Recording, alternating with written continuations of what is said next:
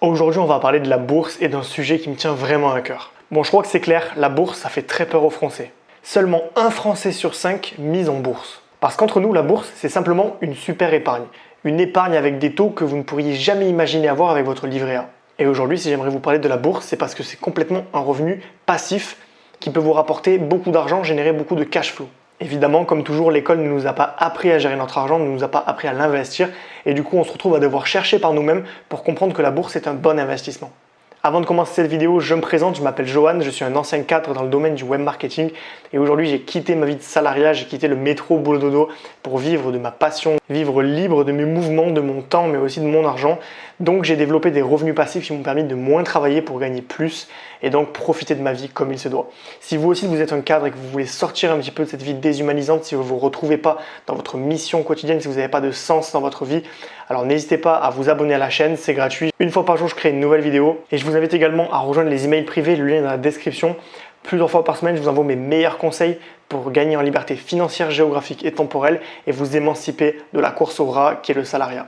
Voilà, n'hésitez pas à vous abonner, le lien est dans la description. Ok, la bourse c'est un sujet qui est un petit peu vaste et du coup on peut très rapidement se perdre dans tous les termes, dans toutes les subtilités de la bourse, notamment les actions, les obligations, les ETF, tout ça, enfin c'est assez compliqué et du coup dans une optique d'être dans du revenu passif, c'est-à-dire d'être dans quelque chose qui travaille pour nous, on va prendre le produit le plus simple et le plus efficace pour gagner de l'argent à long terme. Je vais vous parler des fonds indiciels ou ETF. Avant de vous expliquer ce que c'est, je vais vous expliquer pourquoi c'est top. Premièrement, parce que ça demande simplement 5 minutes de gestion par mois. Deuxièmement, parce que c'est un investissement qui devient exponentiel à mesure que les intérêts cumulés s'additionnent. Enfin, parce que c'est simple et que c'est très fiable à long terme. Maintenant, je vous explique ce que c'est un ETF. Un ETF, c'est un instrument financier qui réplique fidèlement les variations d'un indice, à la hausse comme à la baisse. Si ce que je viens de vous dire c'est du chinois, alors je vais simplifier ça avec un exemple. Contrairement à une action individuelle que vous achèteriez à une entreprise, ici on parle d'un indice qui suit un groupement d'actions individuelles. Donc c'est un pool en fait de plein d'actions dans un indice. Par exemple, le fonds indiciel Lyxor ETF SP500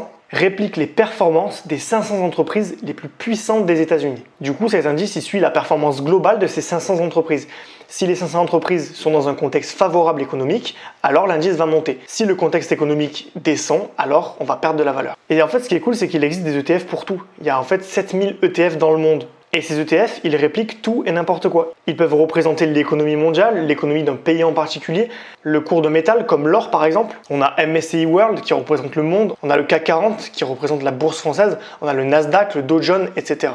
Ok, donc voyons voir l'évolution sur 10 ans de l'indice boursier Lyxor ETF SP500 dont je viens de vous parler. Donc on constate que sur une longue période, la tendance est clairement haussière. On est parti d'un indice de 7,85 à un indice de 31,79.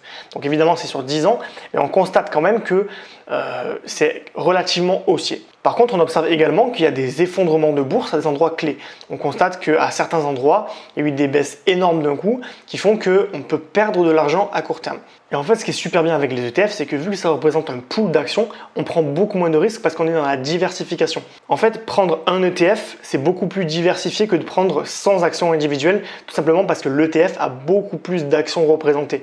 Donc l'avantage que ça présente, c'est que si sur les 500 entreprises qui sont représentées, il y en a une qui finalement se casse la gueule et perd tout et fait faillite, le choc sismique va être beaucoup mieux encaissé et vous allez perdre beaucoup plus que si c'était les 500 qui tombaient en même temps. A l'inverse, si vous mettez tout votre argent sur un nombre limité d'actions individuelles, vous risquez de perdre une grosse partie de votre capital si l'entreprise venait à faire faillite. Et donc le risque est beaucoup plus fort dans le cas d'une action individuelle. En fait, acheter de cet ETF, ça correspond à être propriétaire d'une minime portion de chacune de ces 500 entreprises.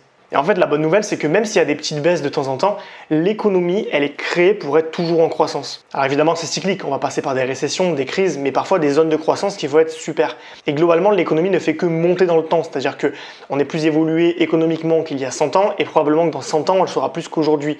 Donc en fait, voilà, c'est cyclique et ça ne fait que monter, la tendance est haussière. Et en fait, c'est le propre de nos sociétés capitalistes. Le but, c'est clairement d'accumuler des richesses, d'accumuler du capital pour en avoir toujours plus et augmenter nos performances.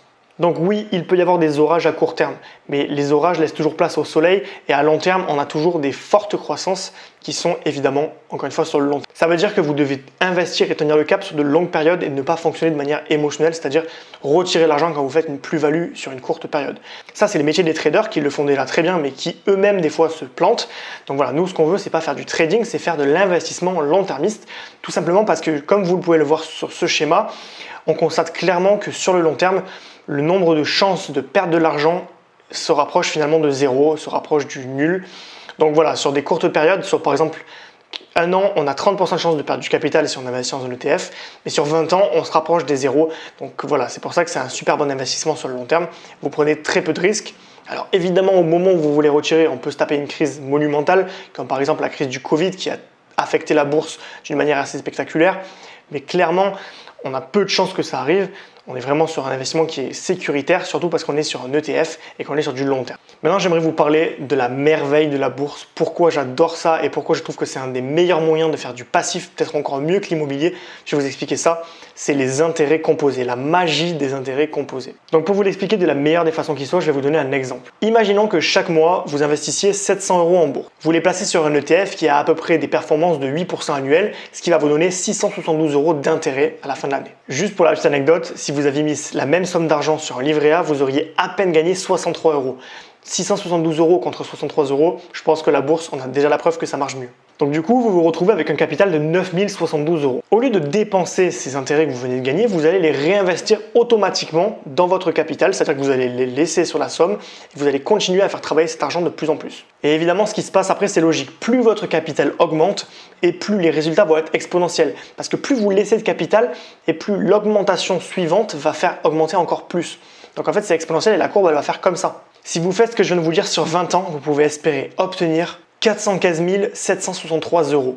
Ça correspond à 168 700 € sortis de votre poche. Mais surtout, ça correspond à 247 063 € d'intérêts cumulés. Donc concrètement, ça veut dire que vous avez investi de votre poche 40% de ce que vous avez gagné et vous avez 60% de retour sur investissement de l'argent que vous avez créé grâce à votre investissement. Évidemment, c'est pas magique et pour que ça fonctionne, il faut respecter un certain nombre de critères très précis. Le premier, c'est de ne pas retirer votre argent pendant au moins 20 ans. Alors vous pouvez le faire sur 10 ans, mais je vous conseille vraiment 20 ans parce que vous vous privez d'une grande partie de la courbe exponentielle si vous vous arrêtez à 10 ans. Ensuite, la deuxième condition, c'est d'essayer d'investir le maximum d'argent chaque mois et surtout de manière récurrente. Ne pas sauter de mois, essayer d'investir chaque mois une somme d'argent. Plus vous allez investir, plus les résultats vont être impressionnants. Ensuite, la troisième condition, qui n'est pas forcément de votre ressort, c'est que la bourse fasse au minimum, enfin du moins en moyenne, 8% de croissance par an. Donc évidemment, il y a des années où vous allez faire 12, il y a des années où vous allez faire 6. Il faudrait que la moyenne soit autour de 8. Et enfin, la dernière condition, ô combien importante, ne pas céder à la panique et ne pas agir de manière émotionnelle.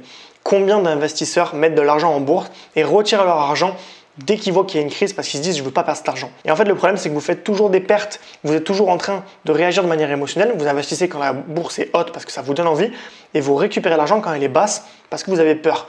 Vous ne devez pas vous laisser guider par vos émotions, vous devez rester, peu importe s'il y a une crise mondiale, peu importe s'il y a une pandémie, peu importe ce qui se passe, ne retirez pas votre argent de la bourse, tout simplement parce que si vous le faites, vous annulez des mois et des mois et des mois d'efforts et là vous allez vraiment vous en mordre les doigts. Donc la principale condition pour que ça fonctionne, c'est de ne pas retirer 1 € pendant toute la période dans laquelle vous allez investir en bourse. Voilà, évidemment, je vais quand même calmer les ardeurs de tout le monde.